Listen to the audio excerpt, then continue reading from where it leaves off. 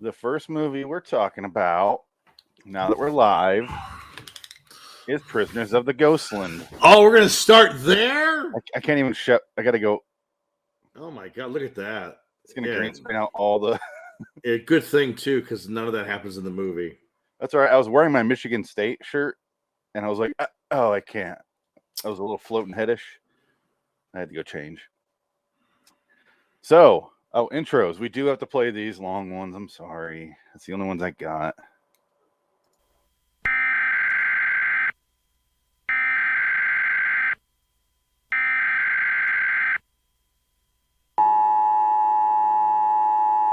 This is not a test. This is your emergency broadcast system announcing the commencement of the B-movie battle sanctioned by the government of Wonderland. Swear words of Class 4 and lower have been authorized for use during the show. All other swear words are restricted. Wonderland officials of ranking 10 have been granted immunity from the show and shall not be harmed. Commencing at the siren, any and all crime, including murder, will be legal for 1 continuous hour. Police, fire, and emergency medical services will be unavailable until the review concludes. Blessed be our Wonderland leaders in America, a nation reborn. B-movie battle is now in effect.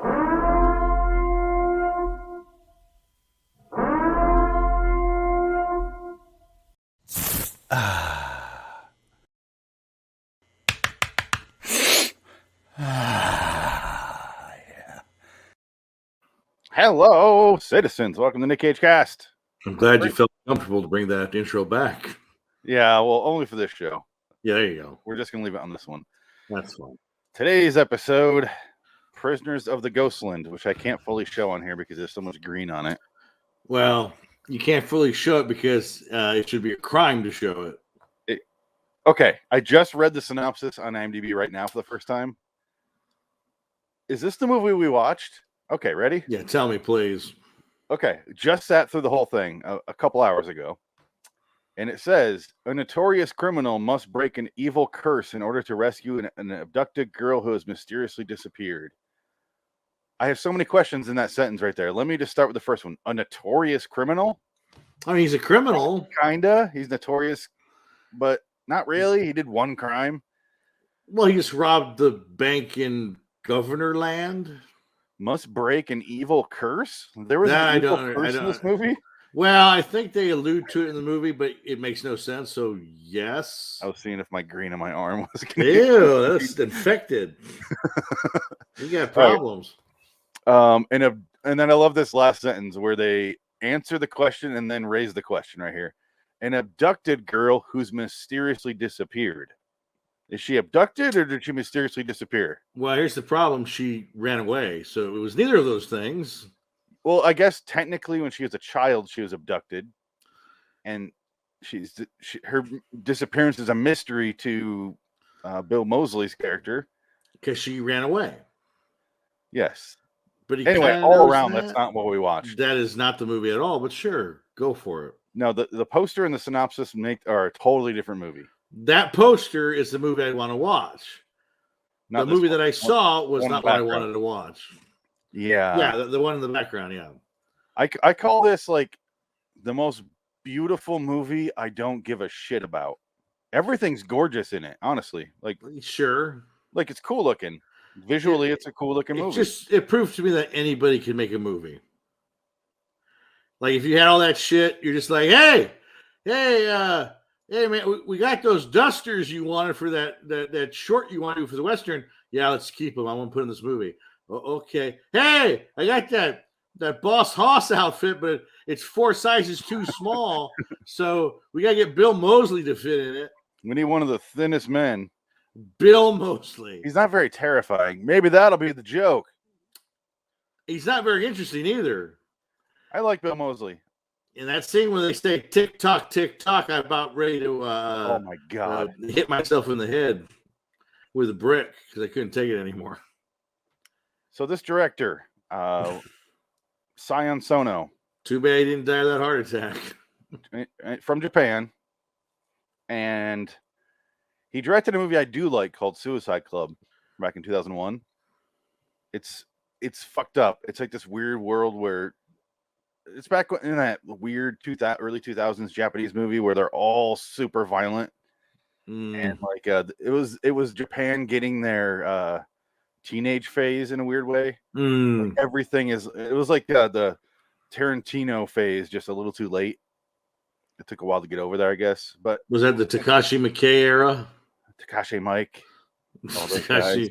Takashi Mikey, Takashi 6ix9ine. No, that's someone else. Takashi Miike. No, but it's Suicide Club's like all these kids have a pact to kill themselves, and they all do it. And so it's just a whole movie of groups of kids walking up to buildings and jumping off or like jumping in front of trains and shit. I think I heard of it. I just never saw it. But he also did a movie called Anti-Porno, which is just awful. Anti-porno in 2016. Is it about anti-porno or is that just a fake title? You never saw it? I do not know. Oh, we got a comment already on the live stream. That's another FYI. Ukrainian bot right there. Yeah, they love us. Don't invade me, please. Okay. The reason I bring up the director right now is because I started to watch the behind the scenes on the Blu-ray. Oh, Christ. And it was nothing because it was only 8 minutes. I'm like, fuck it. I watched about 3 of it because all they're doing is going, that director's like, Sono is so visually interesting. And Nick Cage is like, he wrote in like so much drama and character development. I'm like,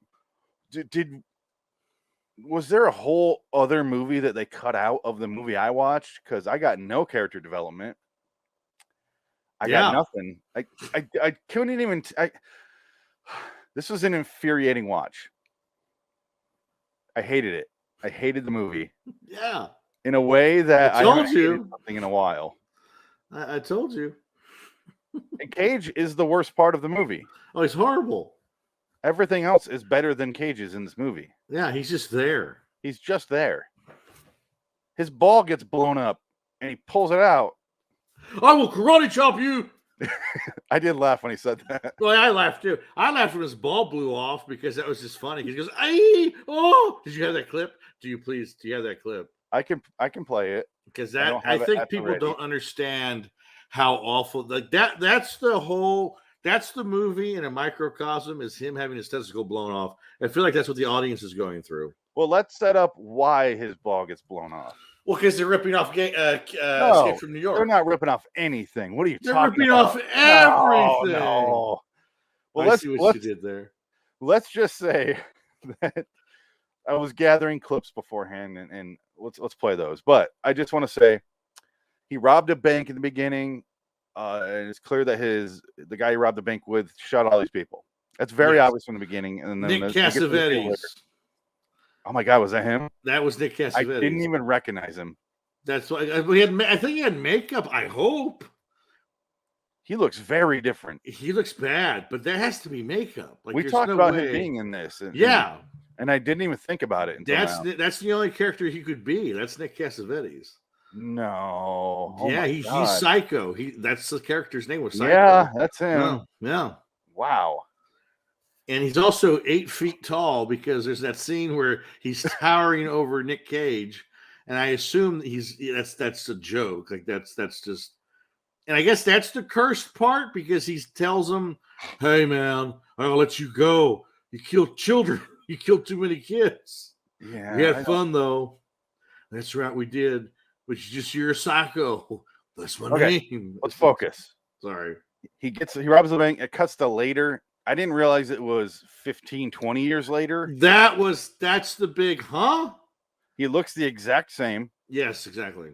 He's in a prison in like sumo underwear. Yes. He gets taken out. Yes. All these people, all these weirdos in the street are laughing at him and screaming, "Show me your balls!" And he kicks the ball at her. And I was like, how great was the first guy that saw him? Fuck you, motherfucker! Cocksucking motherfucker. That's right, cocksucker motherfucker. Flip it for real. He's doing an American accent though. Yeah. He's trying. It's hilarious. I was like, that's when I knew this movie was bad. Yeah. That's that moment where I'm just like, oh Christ, no.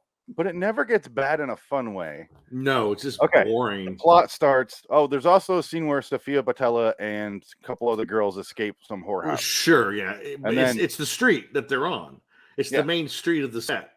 Yes, That they're were on this they used that weird, wacky street. They used that all the movie. They really felt proud about that set. And God bless them. We're gonna use that fucking set. Oh. God damn it, we built it. We're gonna use it every angle. If you build it, Cage will come. And he will come. Not after he moves the ball, but anyway. I lost Jessica in this movie. They decide. Sorry, Bill Moseley decides he's going to get Cage, put him in like a weird bodysuit thing that has bombs everywhere, and you're going to go get Sofia Boutella because I love her. You go get her. And it's a rubber suit, by the way. Yeah, and he makes a point to say, "I love rubber." I have a clip right here for it of that scene.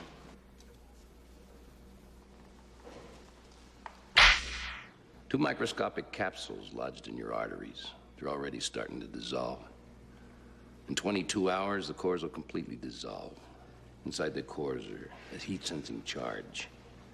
Not a large explosive, about the size of a pinhead. Just big enough to open up both your arteries. Sorry, wrong clip. That's a better explanation. I think it's this reason for the movie. It's got to be this one. Which one of you assholes gets to die trying to stick me? You don't understand. It's already in you. Your countdown clock is now activated. Designer viruses, Pliskin. Wave of the future. Right now, you've got less than 10 hours to live. It's already moving through your bloodstream. Catches on quick, doesn't she? It's weird. It must be this one. You attempt to remove or alter in any way this magnificent wardrobe. Well, I think you get the idea, son. What is this? Each bulb on that colorful display indicates the passing of 24 hours. At the conclusion of 3 days, Bernice must speak her name into the spectrogram's microphone. Oh, sorry. I don't like rewatching scenes from that movie. Oh my God. This keeps going. It's like PTSD. It's like, oh God, no! And here's the thing we can do. And then the rest of the movie happens, and it's all weirdos and Cage passing out and all the time. I lost track of how many times he fell over, passed out. I can't remember. It's like 7 or 8.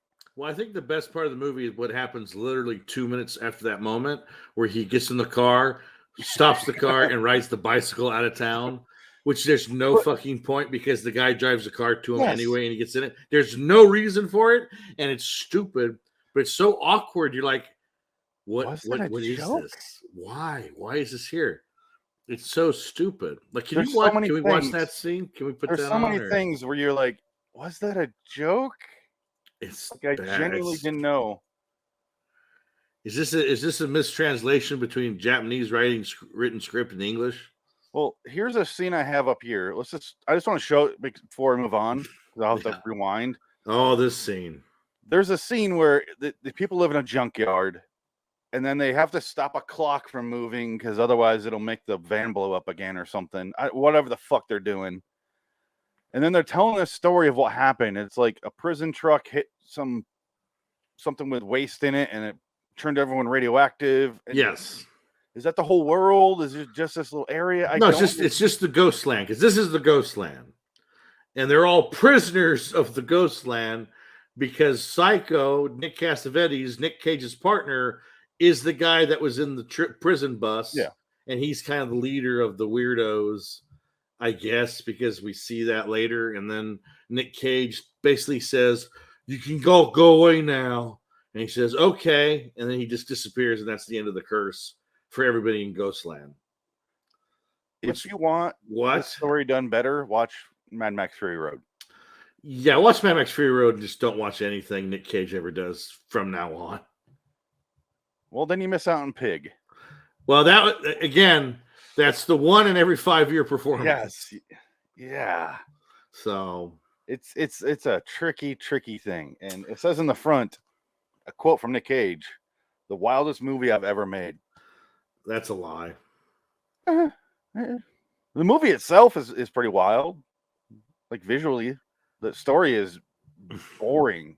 What story? Boring. But the worst part is like they have that whole moment where, because you say like the only reason we know he was in prison for 20 years is because Sophia Boutella has a scar on her thigh, and he realizes that's the scar caused by his bullet in the robbery that he got arrested for when she was a little girl, and they killed her mom, who was taking her out that day for shopping in the horse street. And this is the best part of the movie right here. And that's the only way we know it's been 20 years or whatever. Yes. Other than that, there's no I thought way. it was like 4 days later. Yeah, I had no clue. Because they don't tell you. No. Nothing in this movie's told to you. It's all, you're supposed to interpret everything. I mean, again, it's show don't tell, which I'm fine with. But this is like, you got to tell us something. Well, the thing with the show don't tell is when he saw Sophia Boutella and then he passes out because his ball gets blown off, and he has that dream where she gets shot in the leg, and Bill Moseley in the flashback is stroking her hair. I go, oh, that's Sophia Boutella. Yeah, I got it. Second one, and then it cuts to him, and he's like, "It's me. I did this to you. I'm so sorry." And I'm like, and then they say it twice more. They show the flashback, and I'm like, I already got it. Like, yeah, right. For once, you don't need to do this movie. I don't need to know what's going on. Spend more time. Tell me what the fuck Nick Cassavetes' character is, because I don't get that at all. That one's left field nutville. I don't know what's going on. It's The Purge meets Mad Max. That's what this movie felt like. Is that a blow up doll on her knees on a fridge? No, it's a mannequin. Well, close. This is the best part of the movie. He gives him this car to go find Sophia Boutella, and he immediately gets in. I want to get one of those barber poles.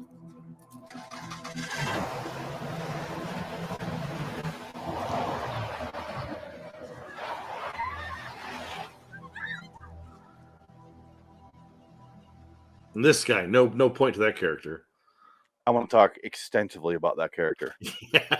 There's Charlie Day. Here. There's Charlie Day. This guy's singing and speaking in Japanese. It's so weird. Do you think he's a guy that teaches English in Japan? That's how they got him? Probably. He's one of those weirdos. Like my brother who found his family and life there. There it is. No point. And they all like cheer him. Wait!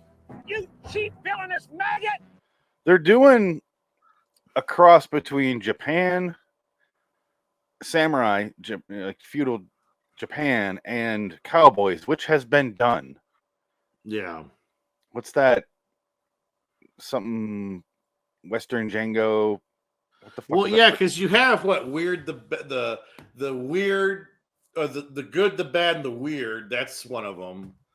And then I think there's another, but this one has Josh Hartnett in it, and I think Kate Bosworth was in it, and I think it's not a bad movie. I don't see it. I never saw it, but I heard about it. Sukiyaki Western Django. That's another one. That's one. That's the one. The first one that comes to my mind. There's a few of them. I think Cowboy Bebop, in a way, is kind of it's anime, but it counts. Well, they're making movies about it, and John Cho's in it now. But yeah, and I get the fact that like Western movies were kind of the Akira Kurosawa samurai movies. They just literally remade them for Fistful of Dollars and the Sanjuro and the Yojimbo, and it's all remakes. Yes. But to go back the other way and bring the cowboy life to Japan is just confusing to me. It's very strange. It's like if French cinema got really like big in the Eskimos, and then suddenly they had Eskimos in France, and you're like, what? Hi. I'm sorry. Why? We can't use that term anymore. It's Inuit, please. It's like, I can't figure out how Mexican music has the accordion. It's like, why the German instrument? Because there's German Mexicans. I know, but they all escaped during World War II. All of their music. It's all the Nazis came to Mexico and brought their instruments over, and they loved it. So they were like, listen, senor, you killed all the Jews, but your music is just lovely. They can't let you go. Thank you. Thank you, Pedro, for your stay. You go to a place without any Jews. They nailed it. Mexico and South America.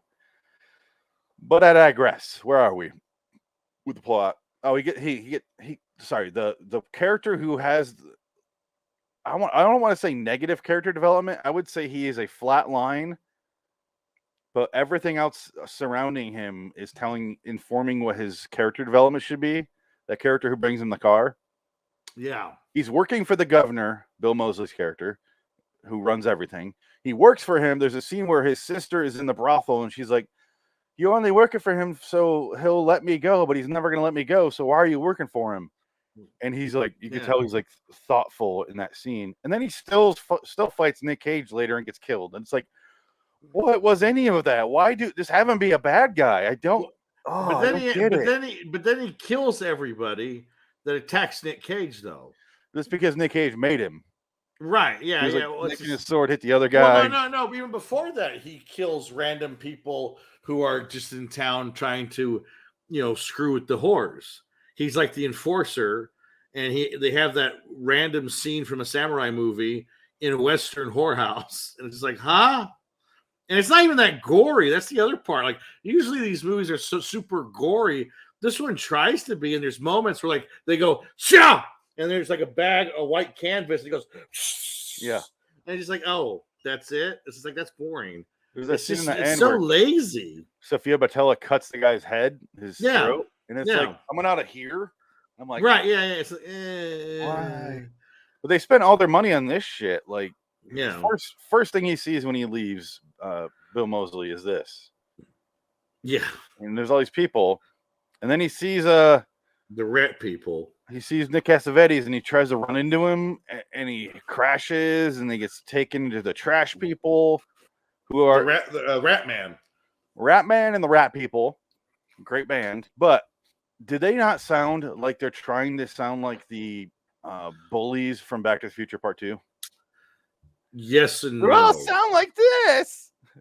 Yeah. So, well, they also sound like they sound like the Wheelers from Return to Oz. It's kind of like a mixture. So I'm kind of wondering if that's what they're going for, like this wacky. It's just like, okay. You just remind me of the Back to the Future 2. No, you're not wrong. You know something? You people are all fucking nuts. See? What brings you? Okay. And he's not even delivering. That's such a lazy delivery. Yes. He's just boring. It's like when we watched The Stand and Randall Flagg was boring. This is Nick Cage being Randall Flagg boring. Yes. I guess all of my questions are in this shot right here. Okay. Who is this guy? I don't know. Why does he have so many lines of dialogue? I don't know. And then one of these Rat Man is somewhere. He must be off screen by now. He's off screen, yeah. He just ran away. And then there's this lady who like runs this theater program they have here. She's in the Island of Dr. Moreau cosplayers. Yeah. They're all dressed up as Marlon Brando. I think they're his legs right here because I don't see him in the shot. But he runs the clock program, like cheering him on. And then, I have a scene of that guy where because the theory is if the clock stops, time ends or something. Time ends because it'll blow up. Right.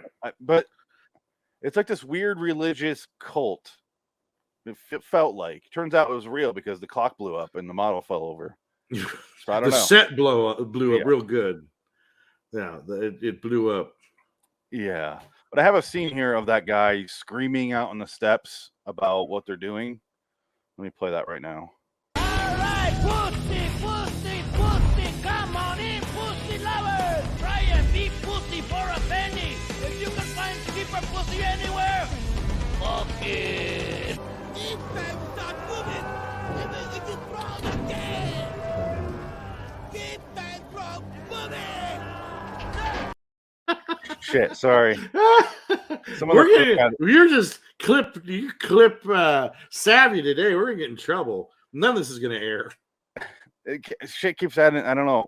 Things keep popping up. It's like I put a reference filter on my clips, and I think it's just pulling whatever that looks like. They're very well done. They're very to the point. Yeah, very pussy. That's why I was a teeny bit late. Oh, okay, rambling. That's good. Good for the show.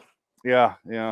Not for the lawsuit. Oh, The speaking impending of, lawsuits. here's another clip that is reference to what you just said. I want you to fuck me, Larry.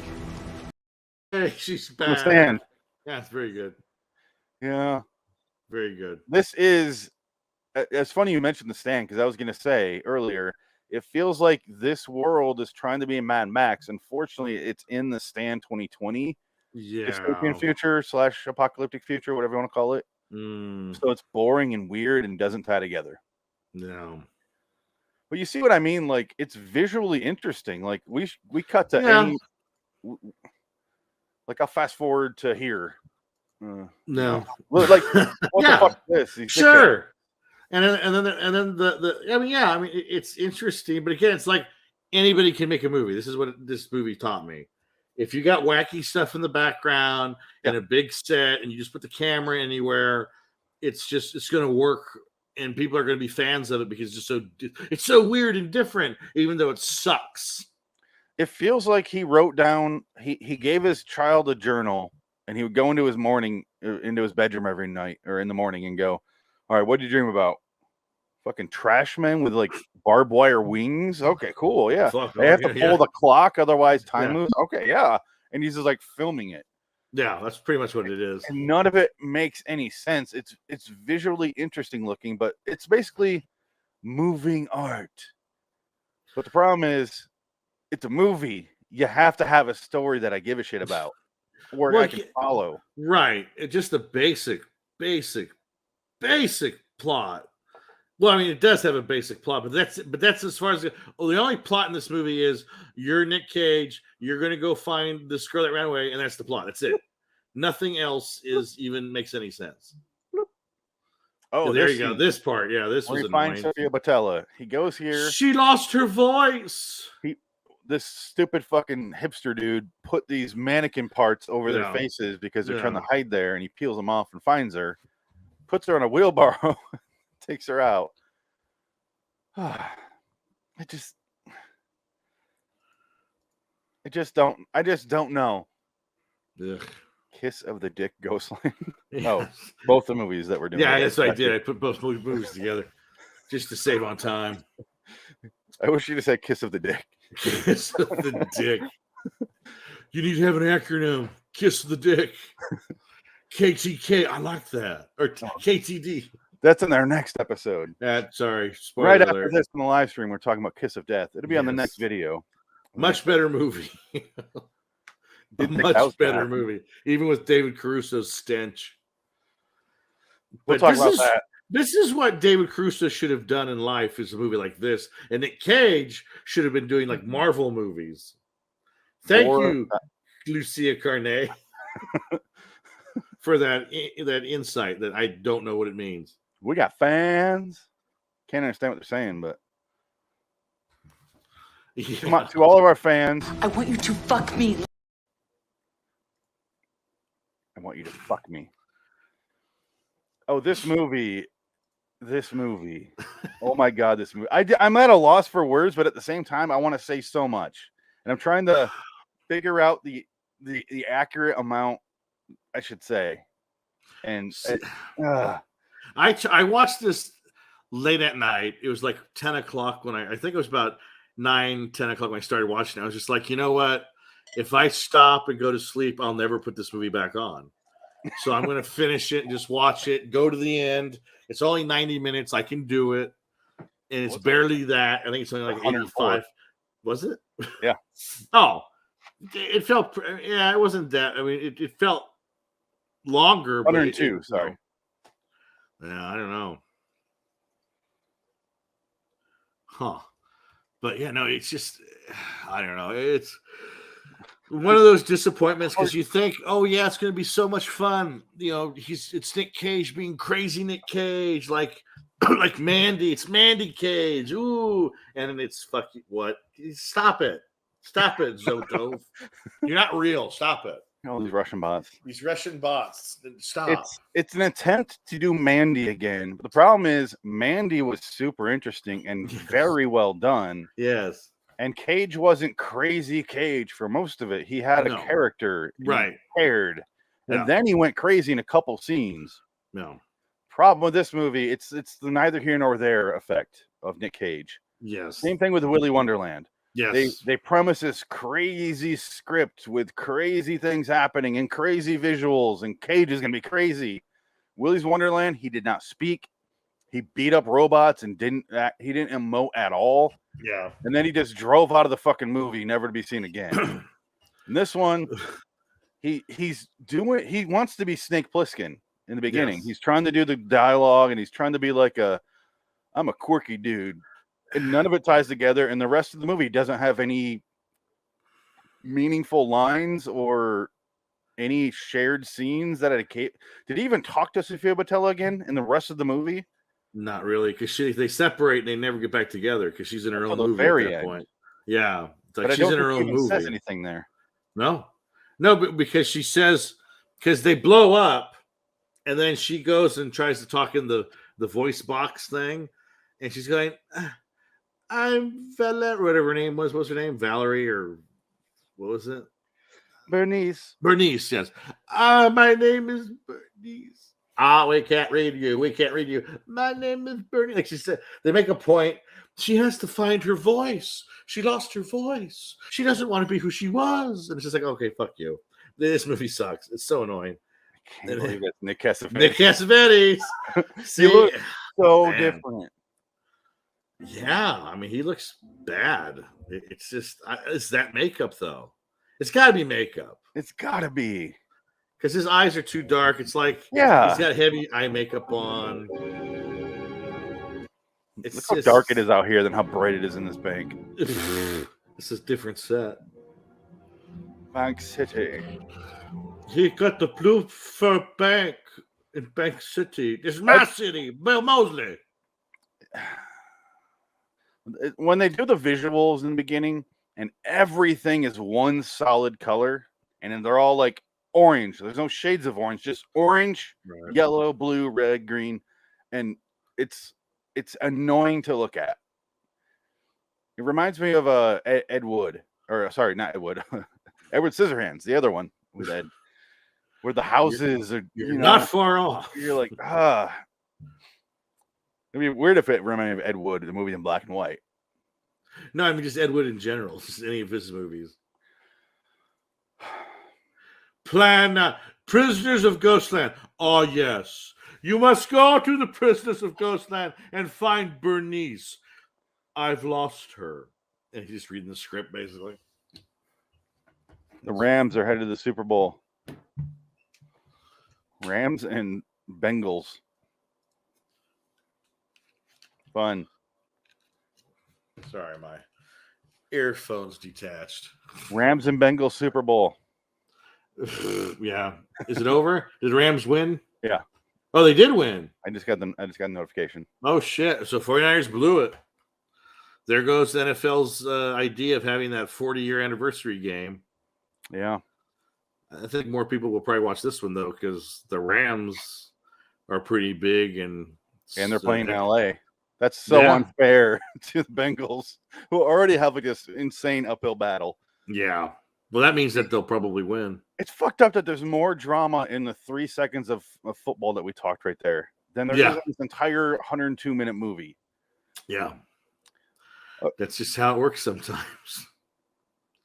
It's fucking awful. Other than the visuals and the music wasn't bad.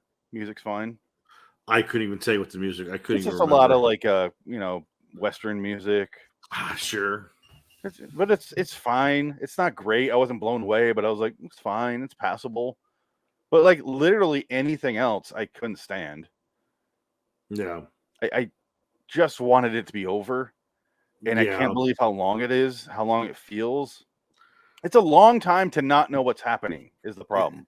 And then the worst part is, like, toward the end of the movie, and I still don't know how that happened. Does Nick Cage, his arm blows off, and then he has a sword in his arm instead of, he has a sword arm? Yes. That comes out of nowhere. I'm like, oh, did he grow it?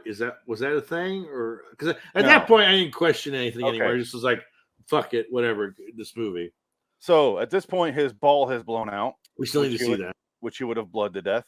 Yes, his arm is blown up because they attack him and he starts to punch people, which is apparently one of them's a woman. and so his arm blows up. But no, it's I think he punches Bernice accidentally. no, That's because it doesn't blow up like his arm's off. It just like No. severs some. Like it would be enough to damage it forever. Right. So, but then he bandages it, and then when he does his out of nowhere, he's suddenly just like, "We gotta go fight the governor. Who's with me?" And you're like, "Why is this the movie now? This was not set up at all." I remember. You start calling him hero, and I'm like, he's a hero just because he didn't die. Yeah. It's Well, so is this before or after he defeated Nick Cassavetes in that weird standoff where it was like he sends the ghost, the weird cursed. So he's a hero because he sent Nick Cassavetes away. Look at that. There it is. There he is. And that helmet is so silly. So I guess it's before. Yeah. So why are they calling him hero if before anything happens? I didn't understand anything with Nick Cassavetes' character. Not one thing other than he was on that prison bus. That's all I understood. Other than that, he just seemed like a random person from The Purge that showed up. Yeah. I didn't get it. Well, and I don't want to. Bad movie. Here's the sad thing. It's not even a fun bad movie. I think it would be better on second viewing, but that'll never happen. No, yeah, no. I can see because I'm going to understand more, and therefore I'll be like, oh, okay. I bet you $50 that does not happen. Oh, I already said I'm not going to watch it. It's going to be a while. I know, but I bet you're going to watch it 2 years later, and you're going to have the same problems. You're like, what the fuck? Why did I watch it again? Well, you know how you watch a movie anything, and you're like the first time you're like impatient because you're like, "Where's this going? Where's this going?" And the second time you watch it, you're like, oh, "Okay, that's where." Now I'm not this going. Where's this? It's already answered. I already know. I can enjoy pick apart little things more. Not this movie. That's what I'm trying to figure out. This movie doesn't have that. It doesn't have that clarity moment. This cool. No, not at all. It has. He's wearing a jacket. It's not. It's a oneie. It's a one suit. It looks like he's wearing a coat. No, it's the same thing. Is it a coat? Is it a oneie? Like, yeah, if you look close. But how smelly do you think that outfit was? Oh, it's a garbage bag full of sweat. It's a garbage bag full of Nick Cage smell. Oh yeah, Nick Cage hair, noir, and beard. But leavings, and he was in Japan, so he probably had some clean shits of seafood. Tuna shit. Oh yeah. Oh man. He's eating like squid eye soup every day. Oh, absolutely. That shit. Oh man, I love this place. I love going to Japan. And granted, I mean, I gotta give Cage credit because on the trivia page, this movie was supposed to be made X amount of time ago with a different cast, and then the director had a heart attack. And so really? Yeah, well, that's why. And it was going to be shot like in a different country. And so Nick Cage said, well, no. He's in Japan. Let's go shoot it in Japan where he lives so he doesn't have to travel. And we'll make this movie in Japan. But they had to get the whole new cast because I think originally it was made in New York. It says it was made in New York? No, it was like the last frame of the movie is filmed in New York, Texas. Like they shot the whole thing in New York. That's a lie. Isn't that weird? That did not happen. Well, it says here that they shot in Japan. They're all like weird. I don't know if the whole thing, but like I think all the exteriors are in. I don't know. I don't know either. I have no idea. Nothing looked like Japan. It just looks like they hung up Japanese stuff. But I don't know. The cast sure feels like they went from the Japan. Well, because the extras, the original cast had to be rehired because they couldn't make the trip. So I guess everybody, like Imogene Poots, was supposed to be in it. She was the original Bernice, and somebody else was supposed to play Nick Cassavetes. I can't remember who. Hold on, let me look that up. Was it Nick John Cassavetes? Yes. He looks more like John Cassavetes in this than Nick. Yes, he does. Oh man, it's crazy. Nicolas Cage met his fifth wife during the shooting. He just got married to an Asian girl who was a waitress at a bar. Who was she in this movie though? No, she's not in the movie. She was a bar. She worked at a bar that he went to. Oh, he did the waitress. He did the Matt Damon thing. Okay. Yeah. Hey. So, that's what Nicolas Cage moved the movie from Mexico to Japan after Sion Sono suffered a heart attack. Yeah. Think about this though. real quick before we move on and you read the rest. Think about Nick Cage. Him marrying a waitress is fine because think of all the other women he's married. Yes. Presley, Yeah. Lisa Marie Presley. So he's Patricia obsessed with Elvis in real life. Absolutely. Yeah. Oh, So absolutely. that must have been a dream come true that he can come up inside. Patricia Arquette, another actress. He's married all the celebrities, so he's probably like, I just want a fucking waitress. I'm done. Like, well, I think his other he had like another wife that was a waitress. I think on Leaving Las Vegas. In between, I think he had. Yeah, he usually dates normal women. Can you not bring up Leaving Las Vegas during this review? You start crying. So Imogene Poots and Ed Skrein. So Ed Skrein was supposed to be, I think, Nick Cassavetes' part. Is that your phone? Yeah, that was probably my phone. It's like, but where that came from? It's in your head, I swear. Who's Ed Skrein? He's the guy that was I think it's the guy the bad guy from Deadpool. Let me double check that. The original Deadpool, the guy that played the British dude? Yeah, Ed Skrein, yeah. Ajax. He's the British guy. He was also in Alita Battle Angel. I haven't seen it. I have Adam Midway Deluxe set of Alita Battle Angel. I'll probably never watch it. He loved that movie. No, it's okay. I started to watch it. Okay. I turn it on cable. And I'm like, because I know Adam's obsessed with it. This is when Adam was still alive. I'm like, I'm gonna talk about it with him. And I watched like 5 minutes, and I'm like, anything else? All right. Yeah. It's just not for me. Ed Skrein was famous for basically being in a season of Game of Thrones. He played a major Ed Skrein. Ed Sheeran. Ed Sheeran was also in Game of Thrones as a cameo. He was. Yeah, exactly. But Ed Skrein, I guess that's his name. He was the original Khaleesi lover, and then he became a bigger star. He's like, well, fuck this show. I'm gonna go do movies, and he left. They had to recast that part. So good for him. He just didn't give a shit. And now he dodged a bullet that was the ghosts of the prisoners of Ghostland. Keeps lucking out of shit. Yeah, he keeps just.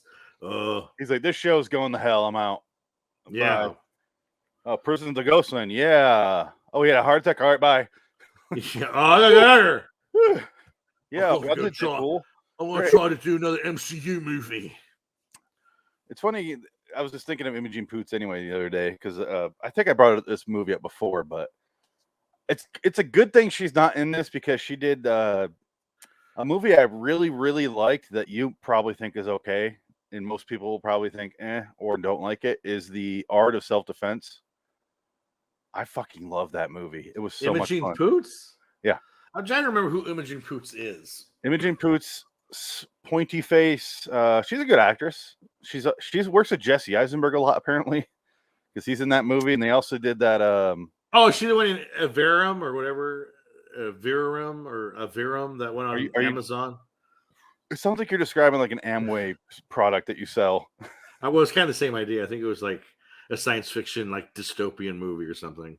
She's in that sci-fi movie about Vivarium. That's what I said. You said that's what I'm said. Vivarium or Vivarium or something. Yeah, we're talking about. I just remember what it was called. Yeah, that's the movie I was talking about. Yeah, Amway. That it really does sound like it, but they're stuck in like a suburban hell, or I guess in this case, not hell. Okay, yeah. I'm actually glad we talked about that because I was thinking about this movie. Here's what I thought was going to happen and what it meant. I thought because he starts having flashbacks and it's all tying together, with the bank robbery, and they keep showing that. I thought in the time stopping and they're holding the clock hammer, minutes back. Dick, are you ready for this? Here's what I thought was going to happen. And I would have respected this movie more. This was all in his head, this entire world. While he was dying slowly and as the cops are shooting him first they shoot his ball, then they shoot his arm. Yeah. How he's getting hurt in the through the suit. And I thought that's how it was going to go because it was all leading to that in my mind. And I'm like, because why else is there a wacky fucking world now? Right. And it's just full of these batshit crazy characters. It felt like it was all in his head. And that would have been the only excuse for me for any of this to exist. Kind of like what's that Ewan McGregor movie where he's dead on the side of the Lifeless Ordinary? No. There's one where he's on the side of the road and he's dying and he's like Attack of the Clones. No, that's his life. Oh. Who the fuck else is in that? Oh my god. But anyway, there's a movie where he's like dying and he's hearing these voices and like the paramedics are playing roles in his fantasy. I think I Awake. It's okay. Stay or something. Stay. Yeah, Stay. I know it was a really simple that's what it title, was but about. It showed so generic. Not a bad movie, but it was like, oh yeah, this is clearly leading to this at some point. And I thought this is where this is going to go. You know, Ewan McGregor's in trouble when he's doing the Obi-Wan Kenobi show. Oh yeah, because he got a bad divorce and he is in trouble. We call financially trouble. He's in Russell Crowe'sburg. That's what we call that. Russell Crowe'sburg. That's when you see Russell Crowe showing up as fucking Dr. Frankenstein. Yeah, exactly. Or no, he was Dr. Hyde. He was Mr. Yeah, he was Jekyll. Dr. Hyde. Even worse. Mr. Jekyll, Dr. Hyde, Mr. Jekyll. Yeah. Do you know? I have so many thoughts at once right now. Okay, let me write this down and then we'll finish talking about what I was saying. Okay, so I thought it was going to be all in his head, and this is like a Dante's Inferno, and each level was like here's my Inferno, here's my Purgatory, here's my Paradise.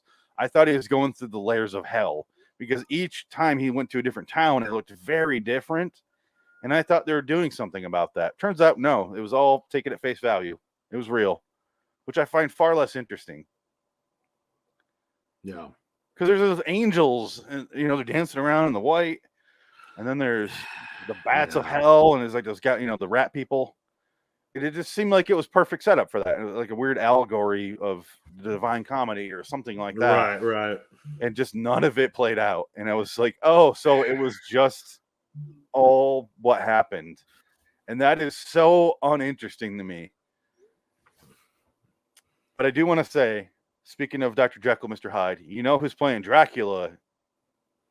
Ethan Hawke? No. Oh. So they're continuing doing let me pull it up. No, they can't. It was a failure. It was all a miserable failure. But they are doing a Reinfeld movie. Oh, I heard about that. It's Nicholas Hoult, isn't it?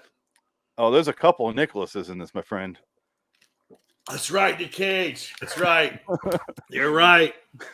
Nick Cage, Nick Hoult. Nicolas Cage as Dracula. That's right. Ryan Awkwafina as Rebecca Quincy. Huh? Ben Schwartz. I haven't seen Ben Schwartz in a while. Awkwafina's in it? I like Awkwafina. Oh my God. I gotta stop Dracula. She sounds like she sounds like she sucked the voice out of Nick Nolte a little bit. Yeah, pretty much. I saw his soul. I like Awkwafina, but Awkwafina's fun. I mean, she was the best part of Chung-Chi or whatever. Oh yeah, the Legend of the 10. The Legend Savior of the Rings. Ben Kingsley. The Legend, yeah. I thought that was the best part too. Especially at the end when he's on the ground, acting like he was a part of it the whole time. Yeah, that movie was okay. Yeah, everyone was like, "It's the best Marvel." I'm like, "It's fine. It's fine." Yeah, Eternals, I was like, Eternals did nothing for me. I still haven't watched it. I have no interest. I just don't care. I really just don't care. I know. I mean, I know what happens. I've seen all the clips and stuff. I was like, I don't care. It was the Power Rangers joining the MCU. I described it as that, and it feels like you watched a summary of season 1 of a CW superhero show. Yeah. And you're like, wait, who? Oh, no, that was just a movie. You don't get any more. But you never know. This also feels like that a little bit, doesn't it? Yeah. Doesn't it feel like we watched a season of a show and fast forward? Pretty much. This movie is very lofty with its goals and could not follow up on any of it.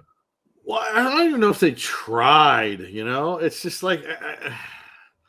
I get what they're like. Okay, yes, be a goofy, artsy fun. Oh, it's a crazy Nick Cage movie, but it's like it's so bland and boring. And I mean, it's like try if you're going to go full Megillah, go full Megillah.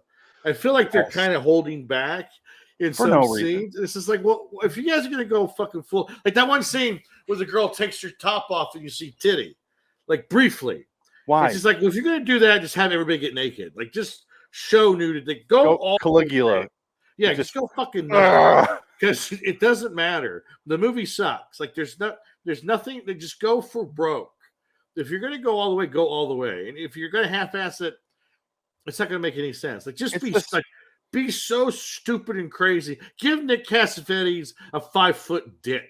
Just hanging out of his pants. And it just drags in the dirt. It drags in the dirt. Just something like insane. And his followers literally follow his dick tracks.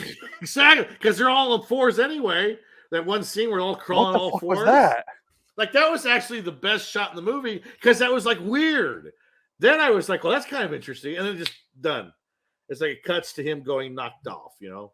And it's just like, what? Oh, there's this comedic scene. Oh, God. All right, let's rewind a bit here. I think I might have to pause this a few times because it's hard to get the timing right, but here we go. The great ball scene.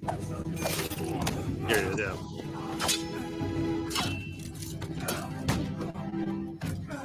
And that's obviously not Nick Cage because he's in a helmet. Punch him in the balls, kick him in the balls. Ring a ding ding. You get a literal ring, and then the comedy starts. Hi, man.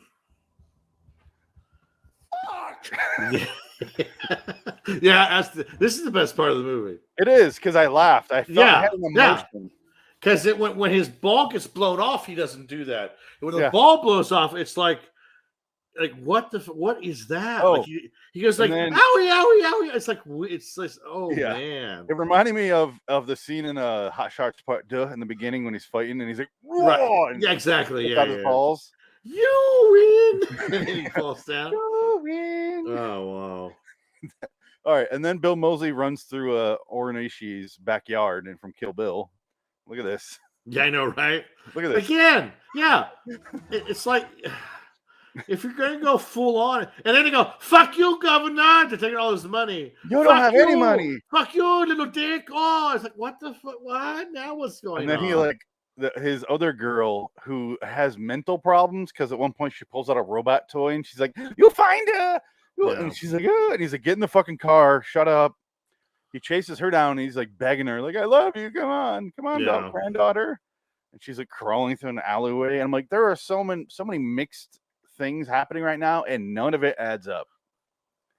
Yeah. And it reminds me with Bill Moseley in it. It reminds me of a Rob Zombie movie where like the tones are all a little over bit, yeah, not matching up. Only the problem is he's the best part of the Rob Zombie movies, Bill Moseley. But Rob Zombie goes full Megillah. He does. Like he'll put in the nudity, he'll put in the graphic violence and the awful dialogue that's just terrible. Every time the dialogue is awful. It's just he can't write dialogue for shit. It's just I like Rob Zombie's visuals. Yeah. I just don't think he should write his scripts. Someone else should write his dialogue. Just if Rob Zombie would direct a movie that he doesn't write, I think it'd be great. Really, like, Rob, you're a fascinating man and you're funny. Why can't you write? Yeah, just don't write anymore. Just ignore the writing. Just, you know what? You have fun with your wife. Go look at her ass another 10 times and take pictures of her ass. We don't need to see it anymore. We're done with it. It's fine. It wasn't fine to begin with, but it happened. So let's just move on. Though. I know you're proud of her, and it's very sweet of you. It's very loving. Yeah. You're a wonderful couple. You know, it's very sweet, but enough of her ass.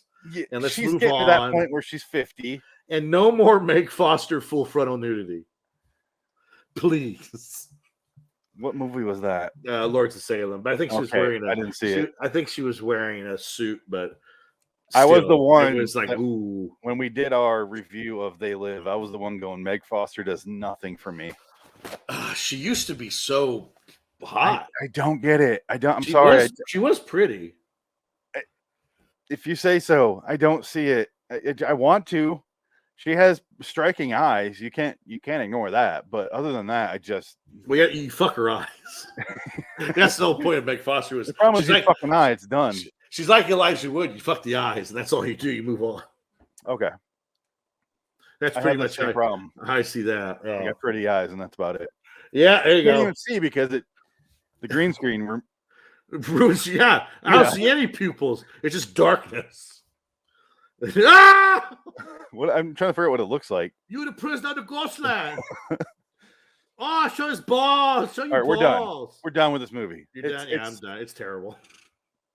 I'll let you see the ball blowing out sequence. Yeah, you gotta show that because that's the movie. That's the movie. Is the ball right exploding? It's in like the first 10 minutes. No, Or it's 15. not. First 15 minutes. It's the 40-minute mark. Oh Christ, is it really? Here we go. Yeah. Oh man.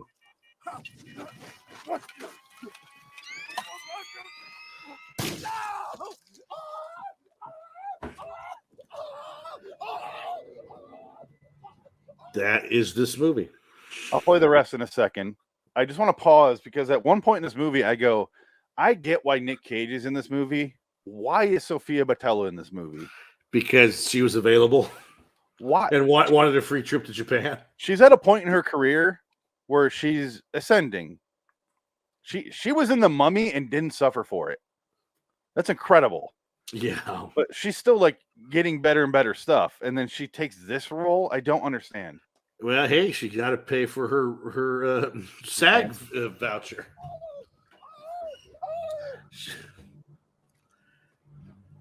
And Eddie's holding his testicle. Oh, they show it. He caught it. It doesn't even look like a ball. That is a massive testicle. It's a big ball. That's a giant ball. It looks like an eyeball.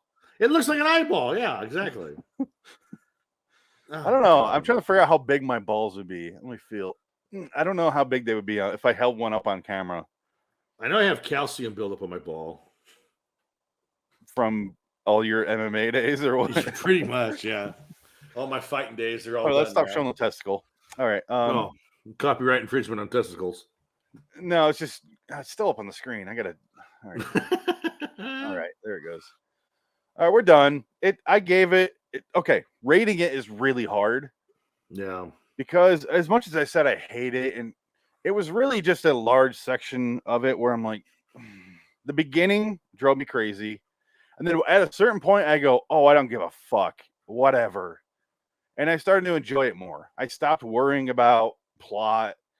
And I felt my inhibitions go away. And I'm like, yeah, take advantage of me, movie. I don't care. Just do what you got to do. Do what you want with me. I'll recover from this. I know Right. I will. I have the mental fortitude to figure my life out after this. So this is you being molested by an uncle, not a priest. Yeah. So it works out. The first review on IMDb is a 5, and it says, really should have been more fun than it is. I would agree. And they gave it a 5. I gave it a 4. Although, with more time, I might go to 3. I'm telling you, you're never going to watch this movie again. You shouldn't. Probably will, if I'm being totally honest. Man. And I'm going to hate it just as much. Yeah. But at least I know where it's going, which is nowhere. Oh, man. That's the last tough. 10 minutes I hated because it felt like, we got to wrap up. Just wrap all the storylines up. We're done. Bye. And and how many times he passed out and nobody did anything about it? He passed out for 3 days. Yeah. Worth of and he was saved. He was saved by the rat people. Yeah. I saved your life, or whatever. He passes out so many times. Yeah, there's one point where his ball gets blown up. He wakes up, he gets attacked, his arm blows up, and then suddenly they cut back, and it's him waking up, and Sophia Boutella's asleep too. I'm like, what the fuck happened? Yeah, it's annoying. I didn't even know they passed out then. No. And whatever happened to the other girl? Remember she runs away with 2 girls, and we never see the other one. Oh, I guess they got away. I guess, and then Yeah, the other one gets turned into a mannequin. There might be 2 other Nick Cage guys out there with suits. I hope so. See, now that would be a movie. That would be more interesting. If one of them was like Robert De Niro, right? Yeah, in his like, bad coke divorce days, he got to pay for his coke habit and his divorces. So he's in this movie. We got to get all the divorce people in here. Russell Crowe's gonna do it. Russell Crowe, Hugh McGregor. Russell Crowe did his in style. He had a divorce auction. That was amazing. And he did Unhinged, which is hilarious. I watched part of that, and I was Unhinged like, is just a funny movie. I'm sorry. Yeah. I wish he would have killed the brother, though. He kills the girlfriend, but he doesn't kill the brother. He lights him on fire, but he doesn't finish it off.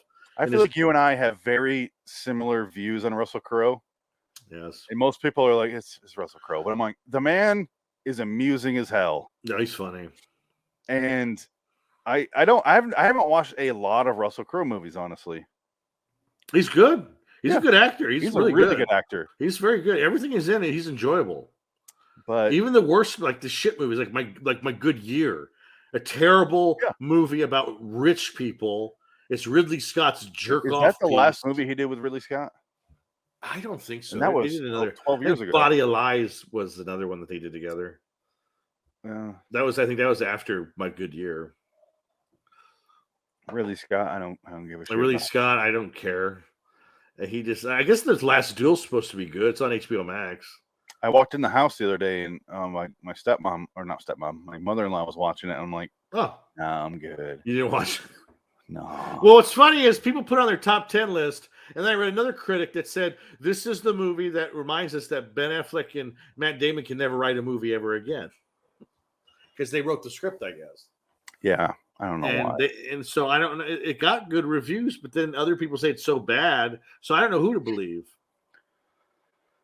And it's too long. And I'm probably getting it confused with The Last Duel. What's it called? The Last Duel? I think it's called The Last Duel. And then The Wall.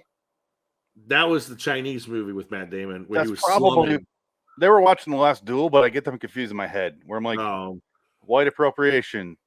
Right. Cultural. Okay, got it. And the Mandalorian's in The Wall too. Pedro Pascal. He's in The Wall as well. So they have some kind of whatever he is in it. I don't know what he is. I think he's Puerto Rican or something. I don't know. He's some kind of middle America continent land dweller. I don't know. What I gave it a 4. What do you give it? I gave it a 4. Fair enough. I think I agree. It was visually interesting enough to keep it at a 4. Yeah. And honestly, story-wise, 1. Nick Cage. Okay. I do got to show those before we get out of here. Here's my rankings. Yeah, so I wanted to see your rankings on this one. Wow, you put it above Pay the Ghost and Left Behind? Well, I guess that makes sense. Con Air, still. My least favorite Nick Cage. Your least favorite Cage is Con Air. Wow, you put it below. Wow. Okay. And like number 35. Zandalay. For which side? On the quality of Cage. Okay. So I put it low because he doesn't have anything to do in this, but he was so boring in Pay the Ghost and A Score to Settle and Left Behind. But at least he had some sort of character and something to do in Bangkok Dangerous. And I would put Season of the Witch above this one in quality of movie. No. Are you fucking kidding me? That's the same amount of bullshit story with none of the visual flair to it. At least this had something to look at. Well, I see that. Okay. Yeah. I mean, so out of 40, if you're listening to the podcast, just the audio. On the left, I have my quality of the movie. It's at number 32. On my right, quality of Cage is number 36. The movie is better than he is, and the movie is not that good. I think that's agreeable. Let's get out of here. Next episode, Kiss of Death. BAD. Oh, God. This is episode 40. We shall be back for episode 41. Until next time, in the meantime, I'm Phoenix West. Dig it. So long, citizens. So long, Cage. Here's our long outro.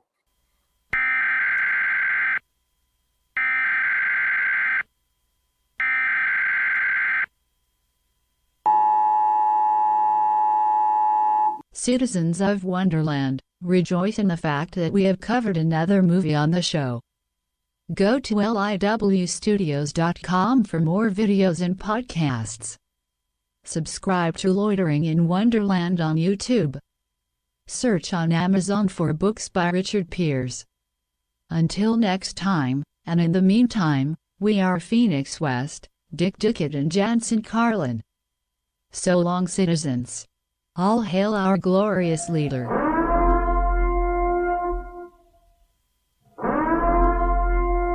Shut off the fucking show now. No, Jansen. Yeah, I was going to say no Jansen.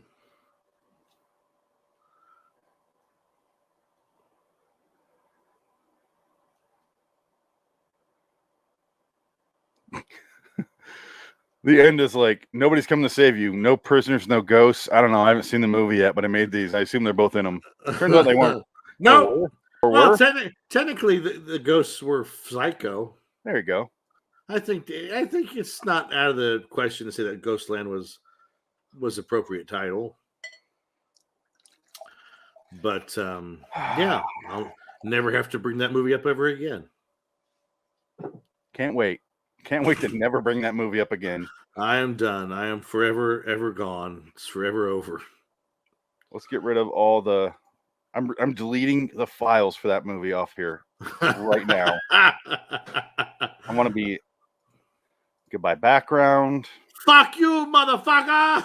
What was it? You should probably keep that bit though. When that guy goes, "Fuck you, cocksucker," or whatever it was.